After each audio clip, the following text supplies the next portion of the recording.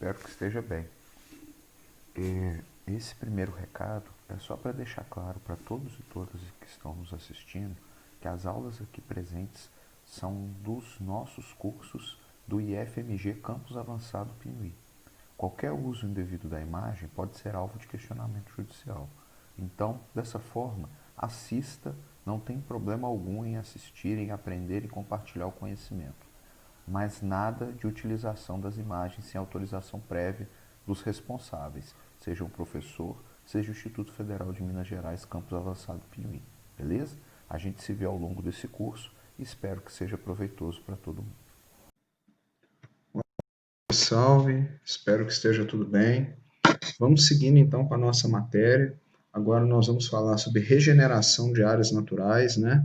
Material original de sucessão ecológica do professor Sérgio Gandolfo da USP. Material muito rico que pode nos ajudar nesse debate. Então, a gente seguindo aqui sobre a nossa disciplina de recuperação de áreas degradadas, é importante a gente entender como se dá a seleção natural, como se dá a dinâmica de florestas densas, especialmente florestas umbrófilas, né?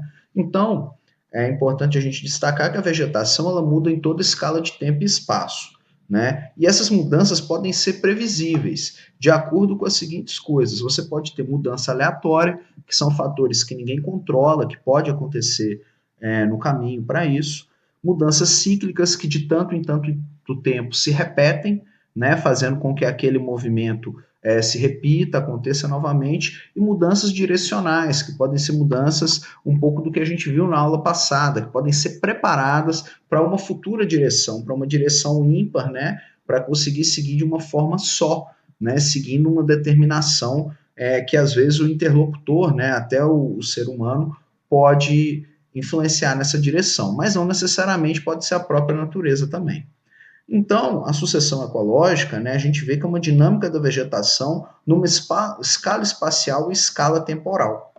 E a gente tem, portanto, os fragmentos florestais, né, são também novas florestas sucessionais, numa dinâmica de aproximadamente 30 anos. Então, esses fragmentos florestais, eles podem estar sofrendo dinâmicas, que é isso que nós vamos ver na aula de hoje, e essas dinâmicas florestais vão estar influenciando nessa população, vão estar influenciando nesse microbioma e da maneira como ele funciona.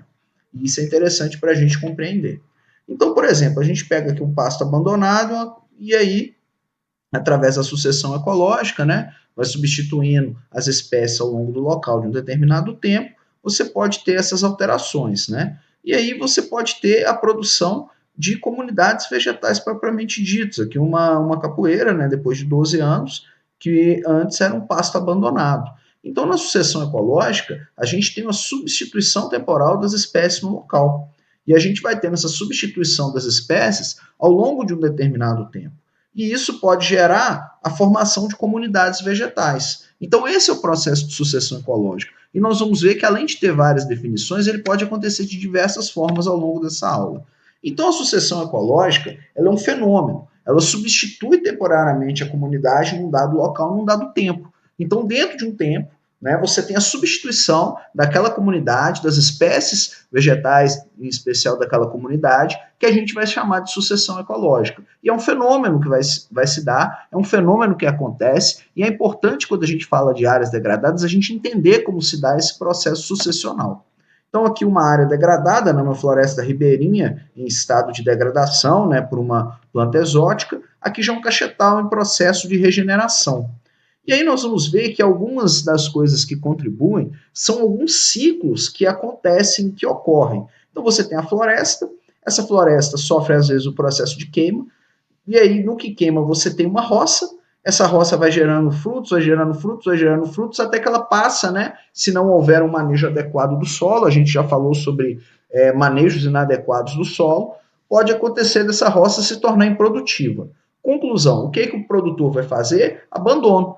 Abandona então essa roça fica lá jogada e começa a surgir uma floresta de capoeira, uma mata de capoeira, né?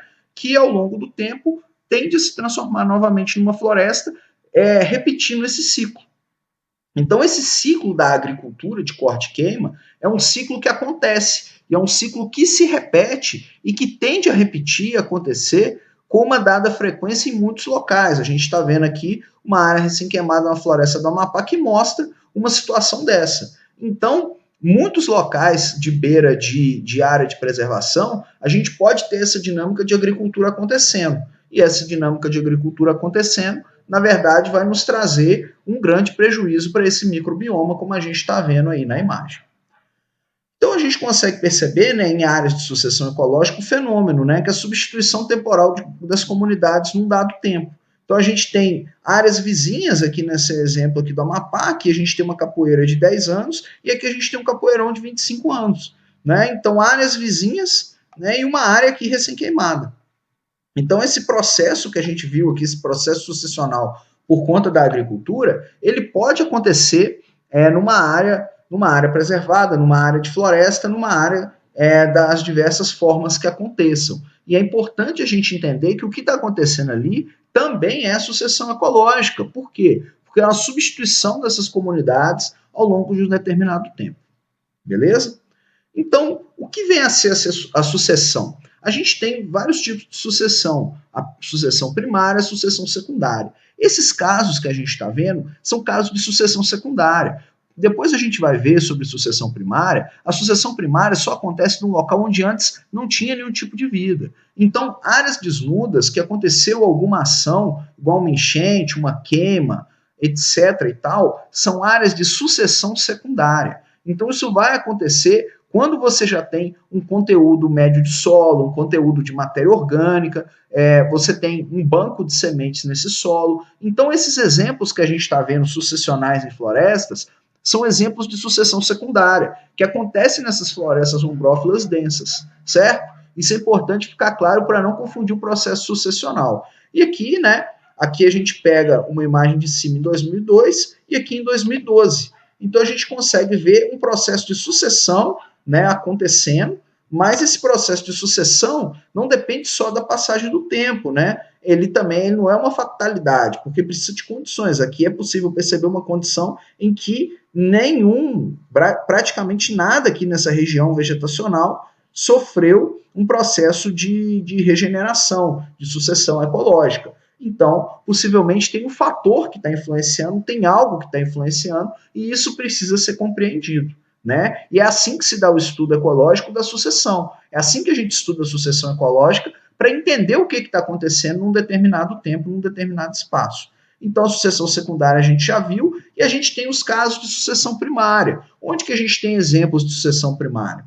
A gente tem exemplos de sucessão primária, por exemplo, numa ilha recém-formada, numa área que acabou de ter uma erupção vulcânica, né? Em áreas de rochas desnudas, né? Então você pode ter, quando você tem formação de novas ilhas, né, igual aqui esse caso aqui, que a gente está vendo aqui nas imagens, aí você tem um processo de sucessão primário, que é um processo onde antes não tinha vida. Então a sucessão primária é o primeiro processo onde você vai ter vida naquele ambiente, naquele microhábitat, naquele microbioma, que antes não tinha. Ao contrário da sucessão secundária, que já tinha um tipo de vida ali, esse tipo de vida sofreu uma perturbação, deixou de estar como era e passa a se reconstruir da maneira, de uma nova maneira. Então, a sucessão primária é aquela que vai se desenvolver em solos recém-formados, né? Então, é um local onde antes não tinha vegetação. Uma montanha, uma praia, uma rocha, uma ilha. Então, tudo isso são casos em que a gente vai ter sucessão primária, que, como eu disse, é diferente da sucessão secundária. E precisa ficar muito claro para entender a diferença entre ambos. Então, a gente tem aqui, quando a gente pega o caso da sucessão secundária, a gente consegue perceber em algumas imagens até uma cronossequência.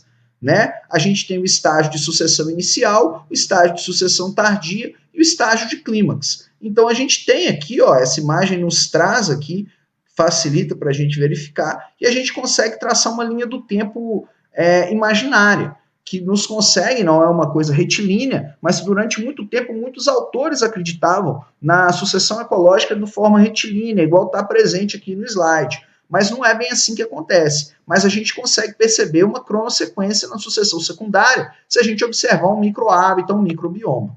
Então, a visão tradicional é que a gente tem a comunidade inicial, a comunidade intermediária, a comunidade clímax. Então, começa essas comunidades fazendo o processo de sucessão ecológica, né, de sucessão secundária, em especial, dessa maneira, como se fosse um caminho a ser perseguido, de maneira retilínea.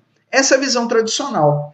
Hoje a gente sabe que não acontece dessa maneira tão consequente, tão ímpar, tão equalitária. A gente tem várias variáveis que a gente vai observar na aula de hoje que a gente vai debater. E a gente vai debater. Então, a gente tem uma história, nessa imagem aqui, um histórico de abandono das áreas, né, que a gente viu lá da sucessão vegetacional na dinâmica de fogo-pastoreio, né, de agricultura. Então, a gente consegue fazer uma observação indireta do que está acontecendo. E vai nos ajudar a observar e a entender do que se dá. Então, essa sucessão ecológica que a gente espera, ela é um processo ordenado, razoavelmente direcionado, previsível, controlado pela comunidade e convergente para o clímax, né? Isso aqui é o que se espera de uma sucessão ecológica. Só que ele não se dá dessa maneira tão bonita, tão ordenada, tão esperada, tão cientificamente elaborada. A gente vai ter variáveis que vão estar ali presentes e que são importantes da gente observar. Uma delas é a causa da mudança sucessional. Na visão tradicional, uma só causa principal, que é a facilitação, que é quando uma comunidade, você tem uma comunidade favorecendo o estabelecimento de uma outra comunidade. Então, você que tem aqui uma área inicial sucessional, tem uma invasão de espécies, essas espécies começam a se desenvolver, chegam-se novas espécies, você tem mudança no hábitat e vai desenvolvendo nesse processo sucessional que a gente viu, né? Nesse processo sucessional de comunidade inicial, comunidade intermediária, e não é tão simples assim. O buraco é mais embaixo. As espécies florestais têm comportamentos ecológicos diferentes, que são importantes para a gente compreender esse processo de sucessão. Não acontece de maneira natural, simples e qualitária. Tem várias variáveis que precisam ser observadas e que vão nos ajudar. Uma delas é, por exemplo, a variedade de crescimento que as plantas podem ter. Aqui num pasto abandonado, né, de 6 anos, há um crescimento rápido de uma planta aqui, ó, em pleno sol, já se tornando uma árvore.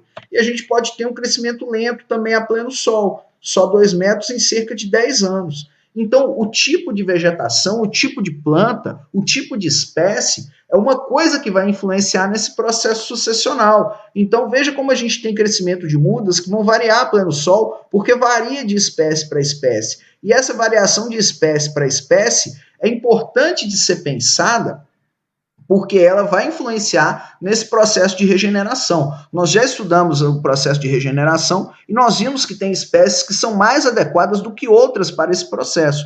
No nosso caso, o que a gente está vendo é esse processo se dando de maneira natural.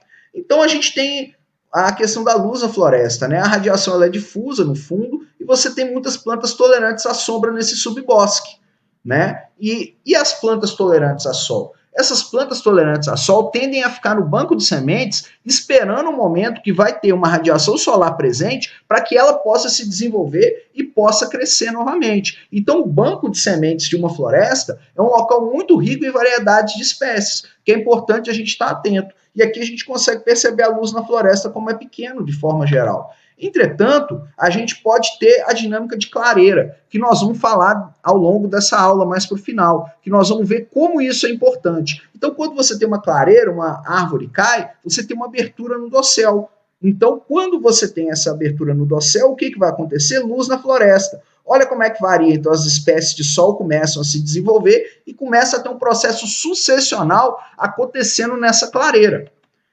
Isso significa, então, que na floresta nativa nós temos plantas de sombra, temos plantas de sol e plantas tolerantes à sombra. E a competição entre elas vai se dar não só por água e nutrientes com o crescimento de raízes no subsolo, vai ser também pelo crescimento da copa, crescimento do dossel, porque você vai ter a busca do sol, a busca de estar cada vez mais alto que a vizinha para conseguir absorver maior energia solar e permitir o crescimento.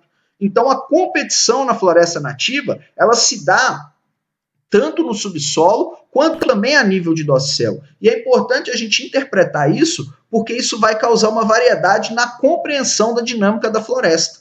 Então, olha como a gente tem uma porcentagem de sobrevivência de plântulas que vai variar em 2 condições. As intolerantes à sombra. Olha como elas crescem aqui na clareira e como não crescem no subbosque, pouco iluminado. Agora, olha as plantas tolerantes à sombra. Elas têm um crescimento praticamente similar. Por quê? Porque elas estão adaptadas a crescer em baixa luz solar. E essa dinâmica de sobrevivência vai influenciar na variedade de espécies que a gente vai ter nessa floresta, nesse subbosque, nessa região. Tá claro? Isso é muito importante de sobreviver. Então, nós temos plântulas de sol, plântulas de sombra, e que vão sobreviver e se destacar de acordo com as mudanças que podem acontecer dentro desse microbioma, ao longo desse processo de sucessão.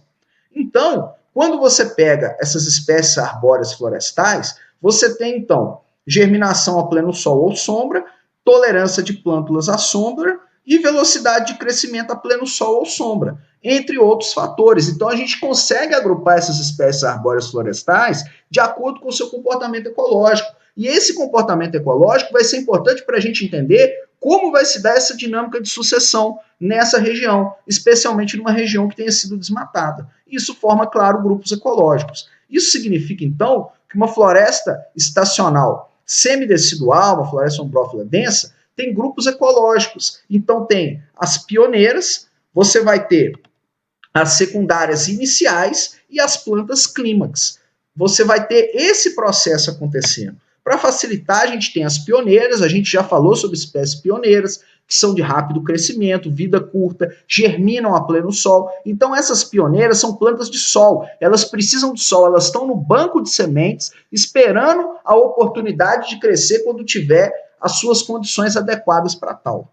Nós temos depois as secundárias iniciais, que começam a crescer junto com as pioneiras, crescem de maneira devagar, né? Tem uma vida média, germina no sol e na sombra, então começa a contribuir para a construção de um subbosque até chegar nas florestas, nas espécies clímax, que tem um crescimento bem lento, tem uma vida bem longa, germina na sombra e cresce com muita calma, que é o que a gente tem nessas florestas ombrófilas densas. Quando elas estão igual a floresta amazônica, nas suas áreas mais centrais, a gente tem uma categoria de clímax, porque essas plantas já estão, então, adaptadas, já sofreu todo um processo sucessional ao longo do tempo, e esse processo sucessional permitiu, então, que você tivesse uma variedade, então, de floresta já clímax, já preparada, já crescida, já no grau.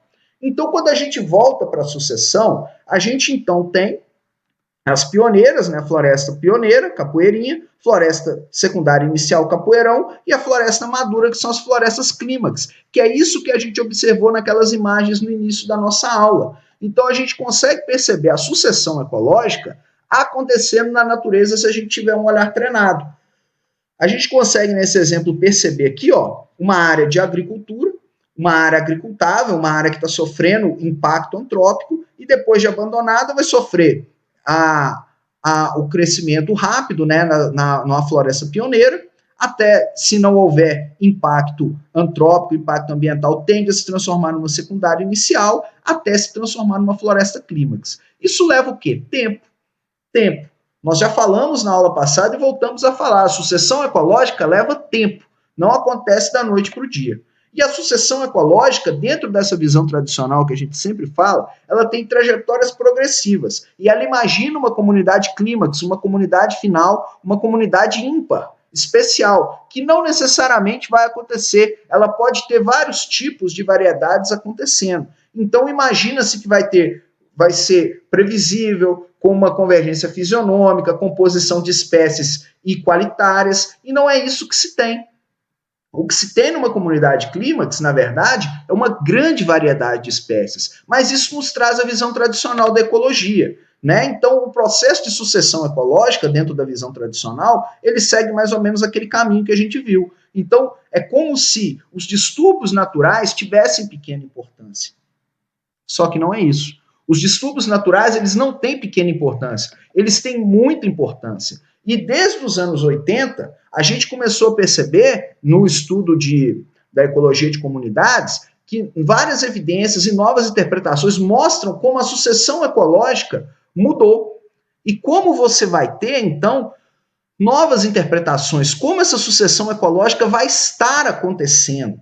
Isso significa o quê? a gente vai entender que tem novas evidências, que são os distúrbios, que podem ser naturais ou antrópicos. Então, a gente tem vários distúrbios que são importantes de serem estudados, que são importantes de serem percebidos, porque eles influenciam na dinâmica da sucessão natural de um determinado bioma, de uma determinada microbiota, de um determinado local. E a gente tem, como eu disse, distúrbios naturais e antrópicos. Então, é um evento discreto no tempo que cria uma ruptura no ecossistema, uma explosão, por exemplo, uma erupção vulcânica. Então muda toda a comunidade, muda a estrutura da população, muda os recursos, o substrato se modifica, o ambiente físico se modifica, e aí isso pode gerar tanto evento catastrófico quanto flutuação ambiental. No caso de evento catastrófico, pode ser o zero bolinha O começar tudo de novo. Uma flutuação ambiental pode ser uma dinâmica presa-predador de uma grande diminuição de predadores, por exemplo, que vai influenciar no aumento do número de presas,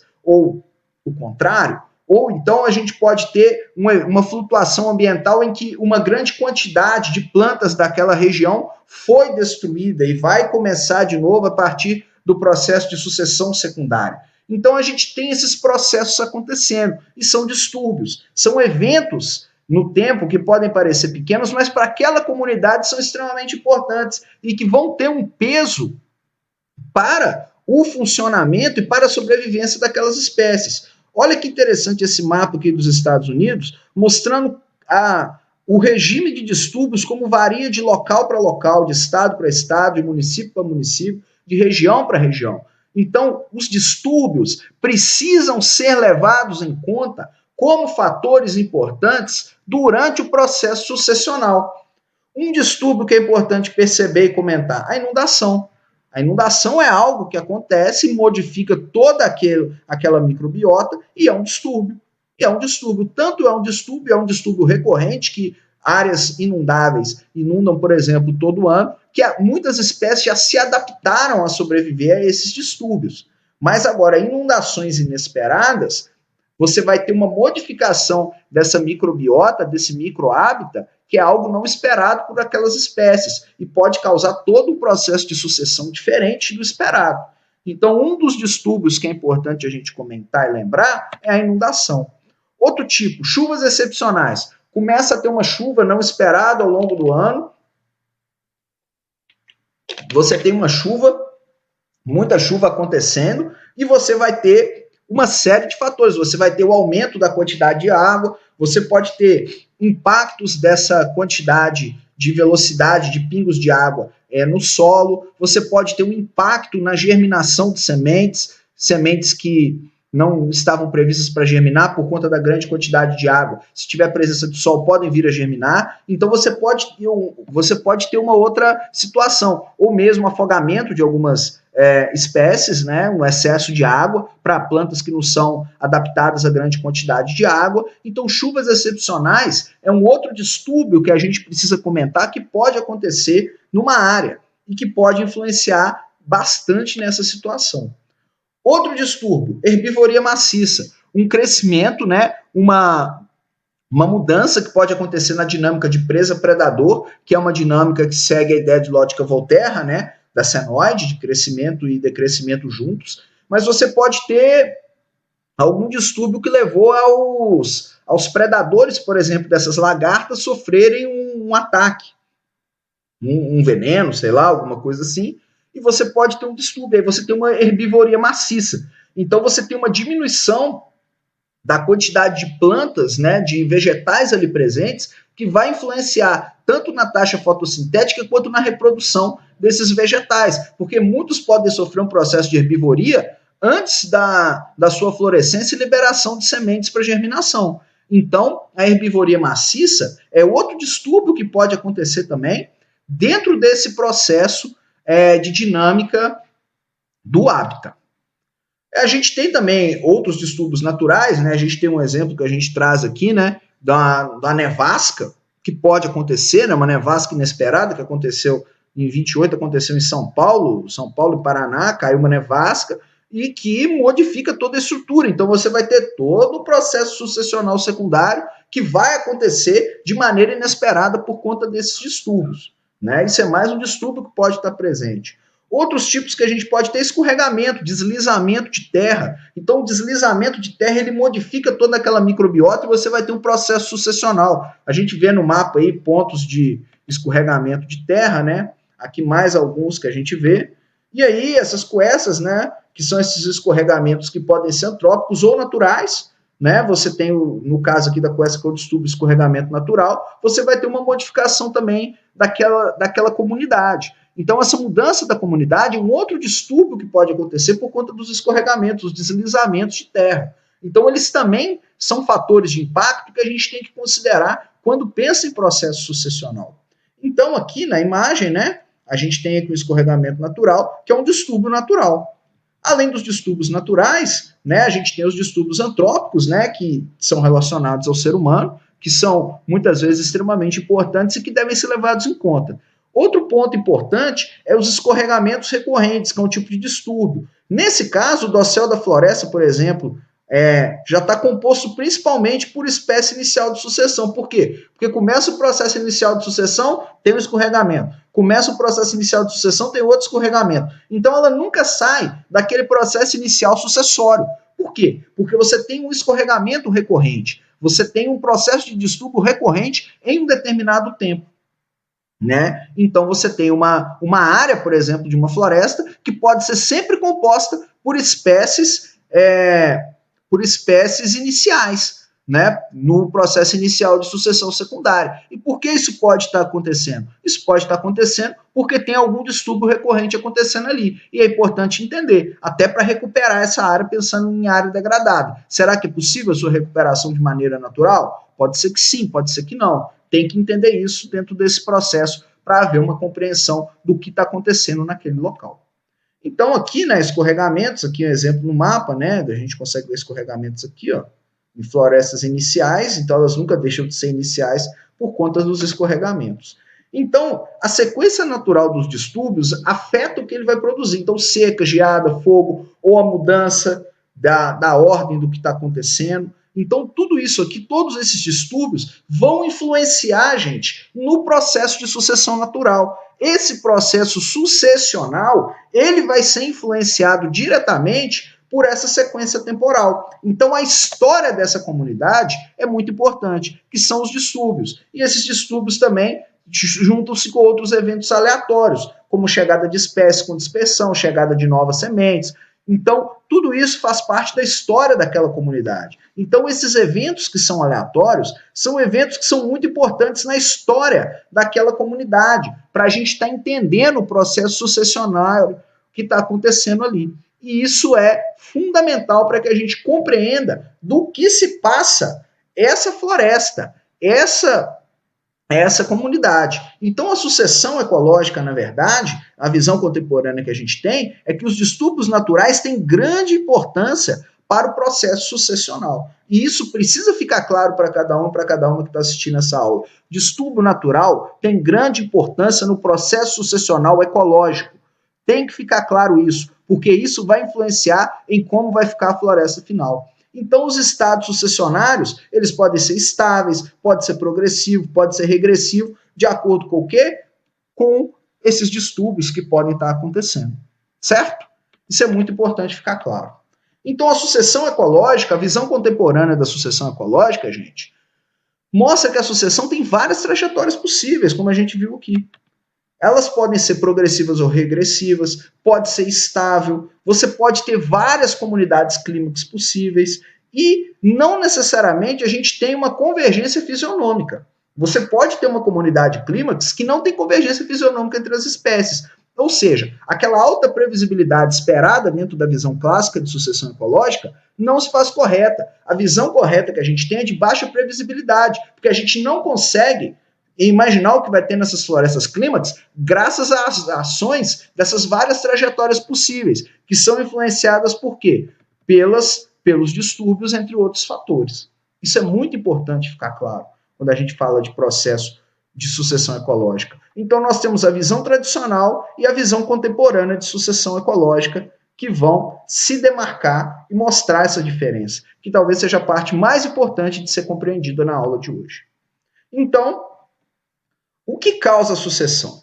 A gente tem uma hierarquia de causas para a sucessão, né? A gente tem a disponibilidade local, então tem que ter um local definido. A gente tem que ter uma disponibilidade diferenciada de espécies, né? Então tem que ter várias espécies para colonizar esse local e tem que ter um desempenho diferencial de espécies. Então essas espécies têm que ter desempenhos diferentes ao longo do local para que possa acontecer esse processo sucessionário que, como eu disse, leva um tempo. Então, para ter uma sucessão ecológica, a gente precisa ter um local favorável para essas plantas, né? A gente precisa ter muitas espécies ao longo do tempo e espécies com comportamentos diferentes, porque senão elas vão competir entre elas e você não vai ter um estágio sucessionário avançado. Você vai ficar preso num processo competitivo intraespecífico. Isso é muito importante ficar claro. A gente precisa que tenha, então, comportamentos variados entre os tipos de espécies ali presentes para que a gente consiga ter a sucessão ecológica. É claro que tem outras particularidades, mas aqui a gente trouxe só os principais para poder contribuir nesse debate com cada um e cada um. Então a gente pega aqui as causas de sucessão, aí a gente tem as causas de distúrbio, né, que são importantes, que vão estar acontecendo, depois das diferentes espécies, as imigrações, a propagação de sementes, e depois a performance das diferentes espécies, aí precisa da fisiologia, história de vida, estresse, competição, interferência química, etc, etc. Então a gente tem as 3 causas principais, e essas causas principais vão se diferenciar num monte de outras causas que vão ser importantes de serem entendidas dentro do processo sucessionário que se dá. E esse processo sucessionário ele vai estar acontecendo enquanto estiver acontecendo sucessão ecológica dentro daquela comunidade. Então, a gente tem o clima, o solo, o distúrbio, o fragmento, história do uso da terra, tudo isso afeta. Tudo isso vai afetar o padrão de composição da sucessão secundária. Então, essa sucessão secundária ela vai sofrer um determinado padrão para que ela possa conseguir e dar conta de gerar uma nova floresta, digamos assim, uma nova comunidade. Então, nós temos que o processo de sucessão ecológica, ele tem vários eventos aleatórios, uma história própria, e aí você vai ter, então, cada uma dessas subunidades dentro da fisionomia, que a gente vai ter uma vegetação, dentro da ecologia, da fitogeografia, que a gente vai ter todo esse processo. Então, a sucessão ecológica se dá em pequenas comunidades que, no todo, vão fazer parte daquela grande vegetação que a gente está vendo, né? Então, é importante a gente entender que toda sucessão ecológica é específica de um sítio, ou seja, ela tem um contexto local. Toda sucessão ecológica ela tem uma história, e tendo uma história, ela sofre uma dinâmica. E agora nós vamos falar sobre a dinâmica das clareiras, que é uma dinâmica muito interessante que acontece nas florestas e nos ajuda a entender como o processo sucessionário está acontecendo o tempo todo dentro de uma floresta. Então a gente tem a dinâmica das clareiras, a gente tem a escala espacial, a escala temporal, então vamos ver. Temos aqui, caiu a árvore, tem a clareira, vai ter crescimento. Como que isso se dá?